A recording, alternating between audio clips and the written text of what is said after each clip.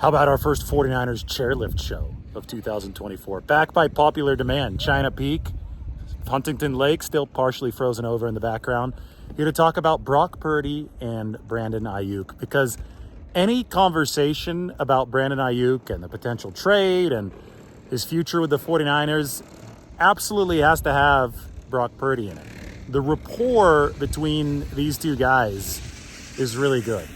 And if you're going to invest massive money in Brock Purdy, as appears will be the case once the calendar turns to 2025, you want to support him with the best possible infrastructure. And so we talk about rehauling the 49ers offensive line, which I think that's something they're set to do, just given contractual situations over the next calendar year. But you also want to make sure that he's got his guy in Brandon Aiyuk. And if he doesn't have his guy in Brandon Aiyuk, you better have a good replacement for him. And that's why, I talk about the King's ransom standard, because the only way you get a good replacement on the aggregate for Brandon Aiyuk is if you deal him is if you get a King's ransom in return.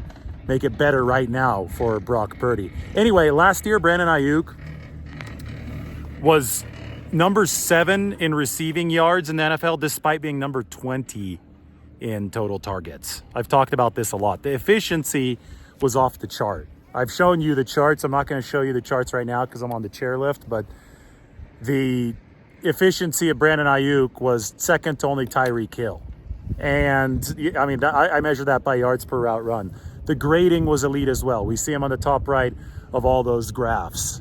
This guy was special last year, led the NFL actually in yards per reception, which also showed you the efficiency. But the way that he was able to run routes, create separation, Juwan Jennings also really good at that. That's another person that the 49ers are trying hard to extend. By the way, that was false information yesterday. A lot of people saw Juwan Jennings' Instagram, said that he had signed his tender. They didn't actually read what Juwan Jennings posted on his story. That was just the tender itself. All you had to do was look at the date, March 11th, and you'd realize that he hadn't actually signed his tender. 49ers hoping that's going to come by really soon, but he's a great separator. So is Brandon Aiyuk. They're both great blockers.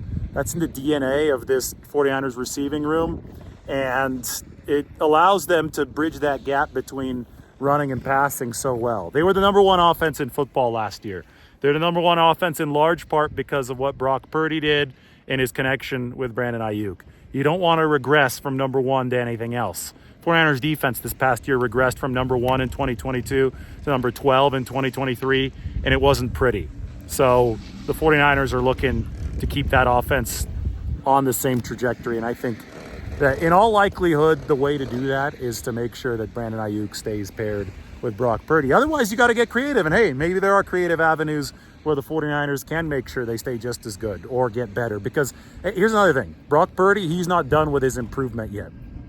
Working with Will Hewlett and Tom Gormelli, the 2 throwing gurus and performance specialists in Jacksonville, Florida. I mean, there was some talk on Twitter. Brett Coleman was tweeting about it, how Brock Purdy rehauled his entire throwing motion his rookie year. He was able to put in that work while also studying behind the scenes and then getting to take over for Jimmy Garoppolo later in the season. All that work that Brock Purdy's done over the past 2-3 years shows the sky is still the limit. And I think that part of that very, very high ceiling is his connection with Brandon Aiyuk. All right, I got to get off the chairlift. There's Huntington Lake. We'll talk to everybody very soon.